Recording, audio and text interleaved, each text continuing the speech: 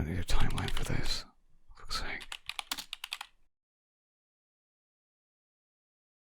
Oh.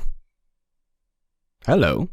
So I had in mind a 2-part video of me gatekeeping horror games because I'm an asshole like that, but we'll leave that for another day, because if I told you what era of graphics gets my hand crank fan spinning, it is most certainly the PS1 design. Fuck. So when I saw this itch.io project of a collection of mock PS1 horror games in the making, I knew I wanted to cover this and share my experience with the project to encourage others to do so as well. So from the website, it has a very lovely cover art. They also have a writing picture down below which is almost to the genre of like a creepypasta aesthetic, which in this occasion actually works. I've recorded this part before I even started playing them, so hopefully, there's actually something good going on here. So the Haunted PS1 demo disc has a number of 17 titles under its belt, so let's start from the top to bottom. The file size is 2.9 gigabytes, which on my internet is going to take over an hour. Help me! Yo, this logo animation though with the little ghosty ghost. Mate, this menu is retro as shit! Look, the eye from the cursor looks like the Neversoft logo. Oh man, you sent me way back! Alright, so first up, A Place Forbidden. I'm not sure if it's because of the game being the first one I played in this collection, but it certainly gets the aspect of silence being the loudest noise to create atmosphere. Having the setting be a library in Germany, which was originally made in England, certainly sets the otherworldly narrative to a great start. Demo puzzle was nice enough to solve. I actually wish there was more hidden memos to discover in the later rooms, but that's just me wanting more lore to know. The horror starts to set in with the reality distortion and voices, but it ends with a fade out and credits, which left me really wishing there was something a little bit more from this demo. You can bounce back with a counterpoint, with it actually serving its purpose of making me want more, so fair point either way. Overall, it's a pretty good start. This one has a lot of Resident Evil aspects towards it, with a bit of a noir-esque detective theming to it. Its oddities, however, give it a really awkward position, I'm afraid. There wasn't a lot to do in the showcase demo for the game in terms of like progression. The crime scene itself didn't have much to interact with and expand upon, with the interior room just lacking any sound other than the movement effects. There is this safe you have to unlock by using the hinted numbers around the place, but I couldn't really discover more than 2, and you couldn't really find anything more about the case since the demo just ends as soon as you try and leave the area. Its setting is pretty interesting, with sentient zombies being included and having 2 duo cops. Both playable and can actually choose their background reputation, which was interesting.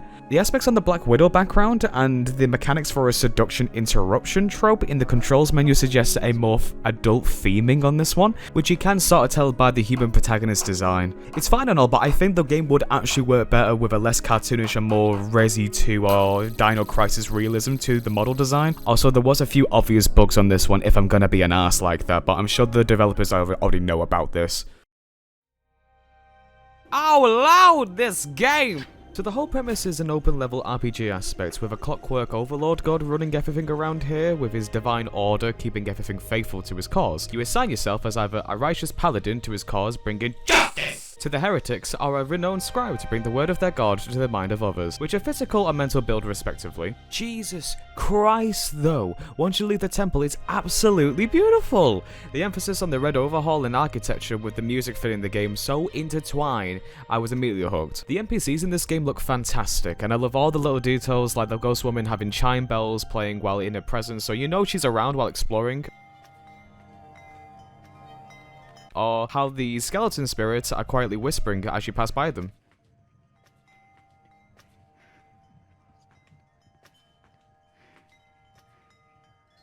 I haven't had many games want me to just stroll around at a walking pace throughout the majority of playing due to backtracking, but honestly this game has got me vibing to this. I'm dead on interested to see what comes next. Sign me up. Enjoy Delusion, everyone. Seeing how first-person shooters had some monumental games on the PlayStation 1, such as Doom and Quake, with System Shock being from roughly that area, it's not surprising to see dev teams take inspiration to make a roguelike FPS game that hits that same gameplay. The level design and graphics are all pretty true to the PS1's generation. The narrative and pacing has similar variants to what you would expect out of the Soul series, a character to give the routings for the plot to unfold, items are little lights that are expanded upon on pickup, and even little checkpoints that fill this health vessel item. Ironically enough, I wouldn't call this demo all that challenging, and the ammo pickups are very generous, and the enemies aren't a huge threat, with half compromising of melee enemies that you can easily run past, and the enemies with firearms have dodgeable projectiles.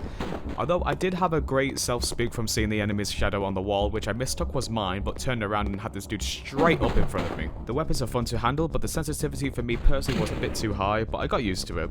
I actually missed a couple of stuff, I think, so there is actually rewards to discover in hidden areas and explore your surroundings, and lord is the laser cannon really fucking cool to fire. You get line tracing to show where the laser will end up in that direction. Shit's pretty fun. Overall, a promising game. Would really love to see this mature. So, this game is a change of pace. The game doesn't tell a lot of its standpoints from the face front, but instead has you go along for the ride in this abstract cyber horror scenario. The game is rather short in its length, but does show some rather thoughtful elements. You take control of what seems to be like an engineer worker who's moderating other people inside a digital landscape. If something goes wrong, you enter the world almost and fix it via a UI puzzle mechanic. It later introduces some sort of virus that begins to infect the users and later on yourself. The game ends soon after with a rather open ending for people to speculate. There's nothing much else I can rather say about it other than it gave me a scare in one of the points, so let's move on to the next one. Fate in Betula is a Japanese setting game where you're given the task of setting the future for the world, quote unquote. Its concepts have roots to the Shinto religion popular back in Japan's history and makes no slack to show it off. The characters and world you wander around in is very unique, with them resembling some sort of spirits. The gameplay relies on exploration and the puzzle to progression. There's actually 2 endings I can find that resembles the actions you have done to change the balance per se. It can be very trippy as well as oddly relaxing. I was really impressed on the house in the late design. I love that stuff like this. If I was going to push people to experience a game and discuss what they think, I would say this game takes the cake. It's artistic in its direction, but balances it out with echoes of disturbance. Overall, nice game, and would definitely play the final build. You know what's scary? This game. It does almost everything right, and I mean everything, to make you feel alone and afraid. The story goes that you're an officer investigating a case where the homeless are going missing across several shelters, and they suspect a truck driver who has previous history of drug dealing to be behind the whole case, and there's rumours of a cult being included in this. You enter a apartment complex where there's little to no light, and you're all alone. You can even leave straight away to get one of the endings. Fuck yes, I'm a coward. Yes!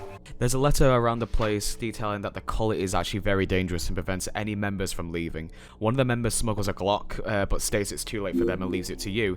As soon as you grab it, this comes out.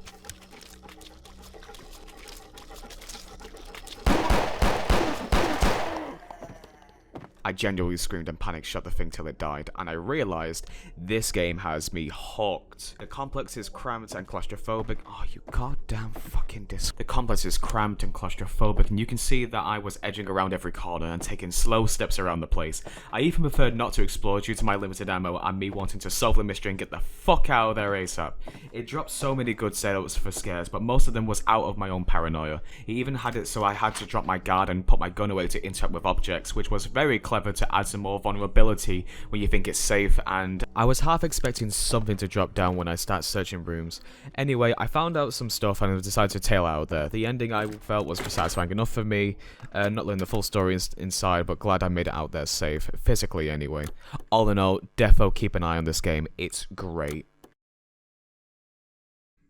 So this is another Resident Evil Silent Hill-esque inspired IP, but honestly feels something of a spiritual successor in the gameplay. Camera perspective and rigs are nice and smooth, and understands what made the early survival horror games do in the same presence so tense. You play a woman named Sam who has been undergoing therapy for what looks like a lot of baggage, being diagnosed with several disorders, with some rooting from a series of traumatic events. She is given a VHS tape from someone outside her apartment which she watches. This triggers some form of psychological event of a blocked out memory, where you explore a suburban household. The demo unfortunately doesn't show encounters with any of the horrors planned, but the game is promising enough to give trust that it will have something a lot more eye-catching premises when the time arrives. I do actually like the design for Sam, and actually shows some history from her appearance. The tattoo and the led to her full black outfit scheme already gives a sense of character, and I'm interested to know what beyond what was given to me from the doctor's notes, letters from her friends within the hallucination that the game suggests is happening. Sick game will follow. You guys remember that weird-ass Japanese game, LSD Dream Emulator? Well, combine the tropes of that in PS1 graphics and controls similar to Amnesia, and you get Insomnio, a 5-part dream simulator of the developer's dreams put into gameplay. It's insightful going through the same experience, but the main thing to point out is how visually beautiful the game is. The lighting, the grain filter applied over it, it's one of the best graphics I've seen out of this collection so far.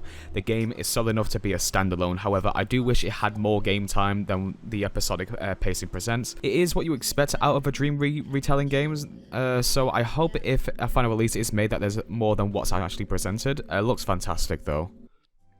Alright, there's like 8 more games to play in review, but I'll call it here as part 1, because goddamn this is gonna be a lot of editing. Hope you guys are enjoying this sort of thing, because this was very much an impulse decision from what I was initially going to do.